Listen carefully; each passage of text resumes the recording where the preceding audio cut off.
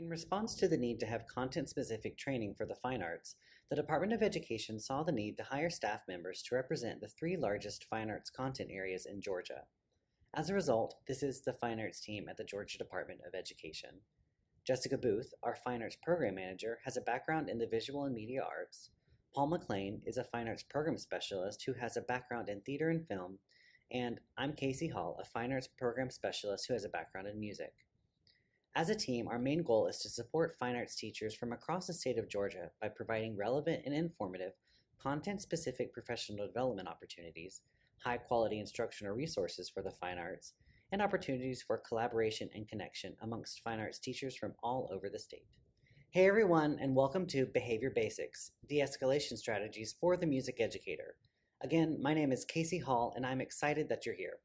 The purpose of this webinar is to support you in your proactive efforts in developing strong behavior management strategies for behavior situations that may arise in your own music classroom. So let's get started. Here's a brief overview of this webinar. First, we'll talk about my own experience with this topic, as well as accurately defining what de-escalation is and when these strategies should be used in your own music classrooms. Then we'll talk about communication and how it's not just what we say, but it's how we say what we say that's important in behavior situations that require de-escalation. Afterwards, we'll discuss some de-escalation tactics and strategies that you can use to de-escalate potential behavior situations from escalating in your own music classrooms, as well as an excellent communication model to follow. And lastly, we'll close with a brief feedback survey and my contact information should you need to reach me about this topic further after this webinar. There has probably been at some point in our careers as music teachers where a student seemingly has a complete meltdown in our classrooms of some sort or some fashion, and it completely derails not only our teaching, but also our students' learning. I know that for me, I've probably run the gamut of different behavior situations that are not always ideal, from a student throwing a temper tantrum to a student throwing chairs across the classroom. I've seen a lot, and I'm sure you have too. Now, these things didn't happen all the time, but when they did, it erupted my classroom into complete chaos, and I felt like my classroom was spiraling out of control, and I honestly was drowning in all of it. And so in order to protect my own sanity, I sought out help. I decided to attend a professional development session on de-escalation strategies, as you're taking one right now. And this was specifically for a classroom setting, and I learned what I learned in that session really honestly heavily influenced how I responded when attempting to manage behaviors in my classroom of a student that's in crisis or kind of in like a crisis mode situation. And so not only did these strategies aid in de-escalating that student or that situation or that crisis situation, but they're also, I felt, highly applicable to many situations that may arise in your own music classrooms. So I want to point out that I am in no way a behavior management expert or specialist, and I'm not an expert in de-escalation strategies. However, the strategies that I did learn, I found so helpful in my classroom, and I wanted to share them with you today. So for the exact definition of de-escalation, it is when you are trying to reduce or decrease the intensity of a difficult or dangerous situation. And now when we're talking about dangerous, we're talking about basically a student in crisis, a student who has they are having that meltdown, and how do we de-escalate that student's crisis mode to a more calm, more safe intensity. That's basically what de-escalation is in a nutshell. And when we want to use those strategies is hopefully before a student is in a crisis mode or before there's some sort of crisis instrument. I said before, I once had a student, or multiple times, throw a chair in my classroom. That would be one, a dangerous situation, right? And two, kind of a crisis situation. That's when you would start that's when you would start applying these de-escalation strategies to that situation in particular, right? And then also, you might want to consider using some de-escalation strategies when a student begins to get upset, because as a student gets upset and things continue to happen more and more, they're escalating that kind of crisis level in your classroom. And if you're using these strategies as kind of a proactive way to de-escalate before they actually reach that crisis point in your classroom. So that's kind of the basic definition of de-escalation and how we want to, or when you be using them in your music classrooms. One of the most powerful things that we can use as a de-escalation strategy in our classrooms is just being aware of how we are actually communicating to our students. Because if we're honest, and maybe this has happened to you, sometimes things can get heated in a behavior crisis situation. You're trying to handle it, but you're also losing your cool and you're getting frustrated, and you may say things you don't mean or unintentionally make things worse by how we are actually communicating it. So remember that it's not just what we're saying to our students, but it's actually how we're saying it to them that can, either de-escalate a situation or add to the situation and increase the crisis level that have kind of been talking about. So here are some basic communication tips that may help in a behavior crisis situation. Some of these you may already use or already know about.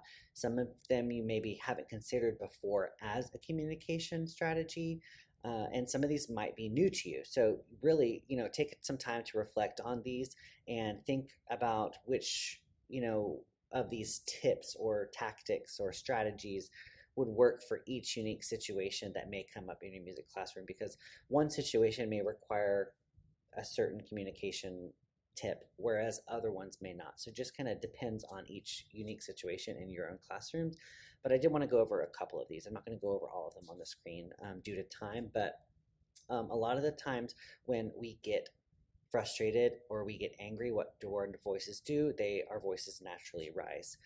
So think about regulating the volume and remaining calm, using an unemotional tone, or at least trying to in that situation, because really you are the leader there. And so the students are going to kind of feed off of how you are responding and how you are communicating. And we don't want that kind of power struggle feel of, okay, well, they raised their voice, so I'm going to raise my voice. The teacher raised their voice again, so I'm going to raise my voice even higher. And it becomes this kind of more escalated thing that we don't want. So really think about regulating your volume and using a non-emotional tone. A big thing with students in particular is avoiding sarcasm. Students, for the most part, don't understand sarcasm as we would like them. As adults, sarcasm, we kind of understand the social cues of what sarcasm is, but for students, it's a little bit different, and it's a little bit harder for them to understand. So across the board, just really avoid sarcasm when you're talking to students, if all possible. And then be specific about exactly what you want them to do. Don't, and I mean that in as specific as possible.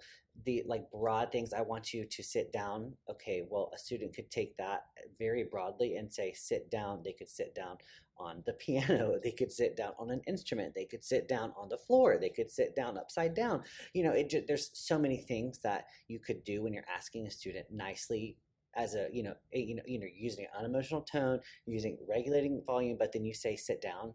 That can mean so many different things to a student in a high crisis environment. So be specific. I want you to sit down in your chair. That kind of thing. More specific than you think you need to be, probably. Another big one for me that I noticed, that I wasn't allowing my students time to actually process what I was asking them to do. I just expected them to do it and do it immediately. And sometimes it just takes time for the students, because they're in such a highly emotional state, to actually, comprehend and process the things that you're saying.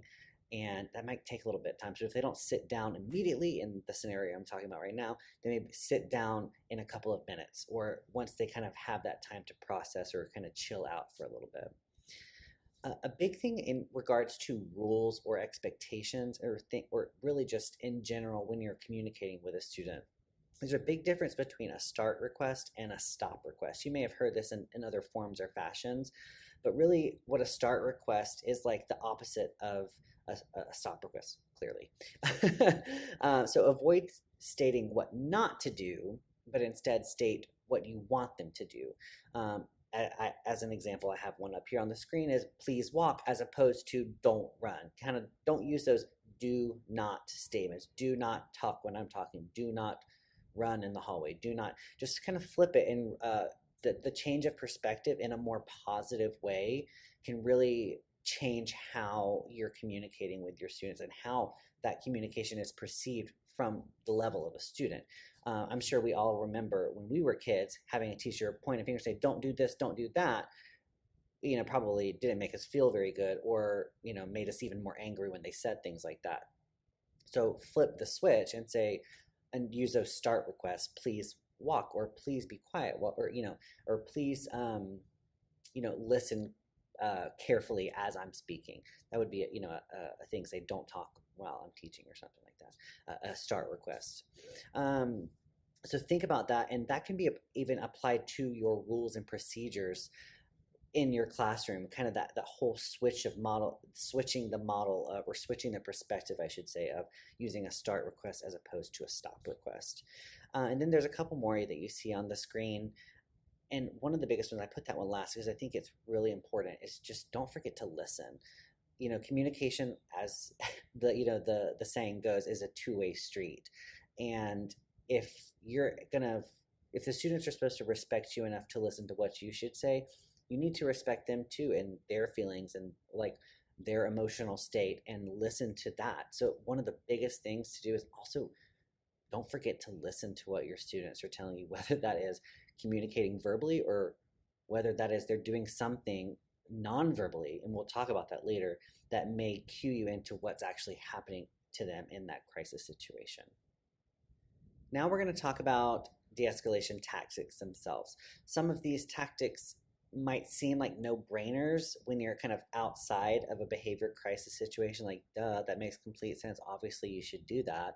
But in the heat of an actual behavior crisis moment, you may not initially think of these. So just kind of take some time as I'm kind of going over some of these, and as you're reading them yourself, to just reflect on things that you naturally feel like you do and things that you maybe need to work on and practice as you are handling these situations. And so I'm going to talk about some of the do's and the don'ts of when using these de-escalation strategies in an actual behavior crisis situation. So like I was saying earlier, the first one on the do side, something that you should always do, and I listed it first, just like I listed it last on the last slide, is to listen.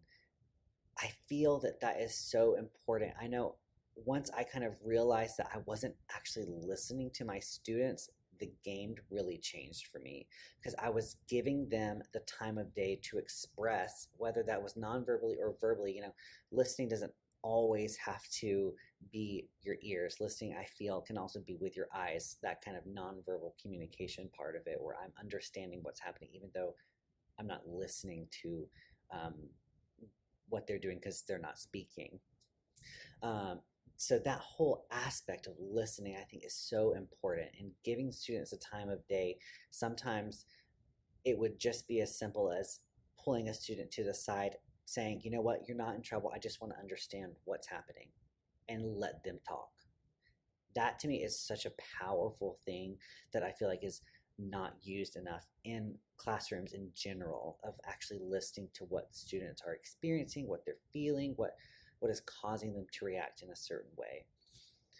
Part of that, and kind of after that listening aspect, if you give them time to say their piece about what is going on, really try to motivate the student. And when I'm saying that, not motivate the student to continue down that path, but motivate the student in a way that would make them have a more broad understanding of what they're experiencing, and almost like validate kind of what they're experiencing, things like. And that kind of goes to the next point of empathizing with the student.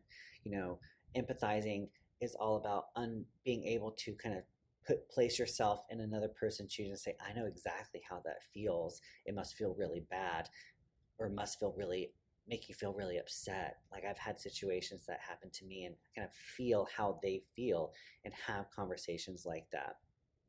Another one that is also, I think, highly effective is giving controlled choice. Now, controlled choice is obviously directed by the teacher. The student is not, controlling which choice. Sorry, let me say that again. The student is not determining the choices. The teacher is determining the choice, and that's how it is controlled. So a lot of the times when I would have students either starting to get upset or they were already in crisis mode, I would give them options. An example could be, okay, I see that you are wanting to hit the chair constantly and it's very distracting. You can either stop that and do it on a drum as we're playing a song, or you can continue doing it on the chair inappropriately during class and, you know, potentially continue down that path and get in trouble, as an example. Given that they can either play, hit on something that would be actually musical, or they could potentially get in trouble. And almost every single time they choose the other option that doesn't involve get them in trouble. Now, I'm not going to say that that's going to happen all the time in your situation, but for the most part, I noticed a really big change in how my students responded to me trying to de-escalate, because I was giving them that freedom of choice. Even though it was controlled, I was controlling the choice. You might have, a student who is particularly talkative and really won't stop talking. We'll give them a choice. You can either continue to talk while I'm teaching and potentially get in trouble. I had to call your parent. There's consequences for that. Or you could stop right now and I could give the whole class 5 minutes at the end of class to talk. And that might be the choice they want, because it's not going to get them in trouble, but they still get that time to talk in your classroom, for instance. Just another example. Completely change the subject. If there is something that's going on and you're trying to de-escalate and maybe not the whole class is kind of noticing, change the subject, switch gears. And really kind of almost like redirecting the conversation. Maybe there's a student who is bothering another student and that student's getting really upset about it. Maybe changing the subject, switching to a different activity that separates those two students where, the situation won't escalate. Remember, we're trying here to not make things escalate further. We're trying to de-escalate using some of these tactics. Again, like I was saying earlier, using humor sparingly. Sarcasm, students, especially young children, really don't respond to sarcasm because they believe it to be true. And even though sarcasm is, we often use it to lighten the mood, but sometimes they just don't understand it and it confuses. It can be very confusing. So when you're using humor, don't use humor as sarcasm. Maybe make a funny joke about yourself or a funny joke about something, but not sarcasm towards the student or towards the situation. And then another big thing is that you should do is really think about resetting. Once the situation happens, we're resetting, we're good, and we're moving on. We're not going to continually go back to that over and over, that situation again. You might have to remind them, but we're not going to go back to that situation in particular, if that makes sense. Hey, remember when we did this? We're not going to do that. Let's continue and let's move on and move forward so that that doesn't happen again, right? And so kind of on the flip side of this, I don't want to belabor the point too much because you can read it on your screen, obviously. But things like kind of what we're talking about earlier of don't raising your voice, regulating your volume, so don't raise your voice. That can result in power struggles. Don't make threats or promises you can't keep, that automatically promotes a defensive behavior. Well, I'm going to call your mom. That promotes a defensive behavior for me. If someone call my mom, I'd be like, why do they call my mama? So think about that. Like when you're in the heat of the moment, don't make threats to students because it will almost always promote some sort of defensive behavior that will cause the situation to escalate further. The last one kind of ties again to the last one on the do side is don't bring up past infractions, altercations, behaviors. And that applies to not only after the situation, after you've kind of reset, I think that also applies to the future going forward. A lot of the times when you see a student the next day, they may be like, ooh, is that teacher going to be mad at me again? You need to really kind of every day have a blank slate in regards to students when they are having these crisis modes. And every day when you see a student, it's, hey, Johnny, glad to see you today. And not in a sarcastic way like that kind of sounded. I was just trying to make an example and decide a student name. But actually have that blank slate, clean slate every time, and don't bring up the past infractions because that might set them off again, and you don't know that for certain. So next, what we're going to talk about is actually how to effectively and positively de-escalate situations. In order to have an effective de-escalation, like you're de-escalating a situation, for instance, when you're verbally de-escalating a student, you really want to have as many clear lines of communication as possible. Remember, communication is not just verbal, it can also be nonverbal. So think about those lines of communication as well. And just like, the old adage has always been said is, communication is a two-way street. So you have to listen to each other in those situations and have no barriers. And when I mean barriers, I'm talking about things that keep the meaning of what is being said from what is being heard. You probably remember growing up and your parents said one thing, but you heard another thing. And that kind of dichotomy of what is being said versus what is being heard, that can be a heavy barrier to actually effectively de-escalating a situation. And we'll talk about some of those communication barriers in a minute. When we talk about positive de-escalation and putting those two things together, effective de-escalation and positive de-escalation, is using helpful statements such as just something simple like, I want to help you, because that really, when it comes down to it, our job as teachers is to help our students learn, is to help our students succeed, is to help our students be successful in the future. Part of that is to be able to manage their behaviors and their emotions and their situations. So just providing that information for them, because they might have forgotten, in those crisis situations, they might have forgotten that you're there to help them. So present that positively to them. I want to help you. What can we do together so that I can understand? That's kind of the second thing. Please tell me more. That kind of, again, that open line of communication. Tell me more so I can better understand how to help you. It might be that you're not the person that they trust to talk with. And I think that's something that we forget about sometimes, is that the trust hasn't been built yet between you and that student. So maybe you need to defer to a more trusted or a preferred adult that the student would rather talk to get more insight into what's happening. And again, put yourself on the student side of finding a solution to the problem.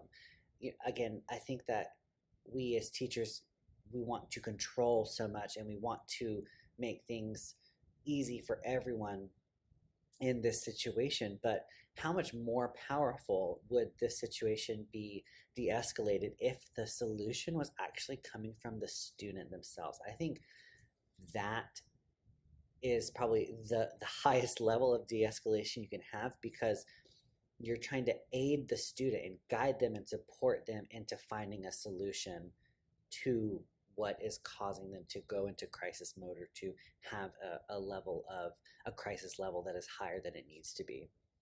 And so with those two together, that effective communication and the positive communication that you're presenting to them can really effectively and positively de-escalate a situation. But I want to take a minute to talk about those communication barriers that can happen as you're talking, where you're not really understanding.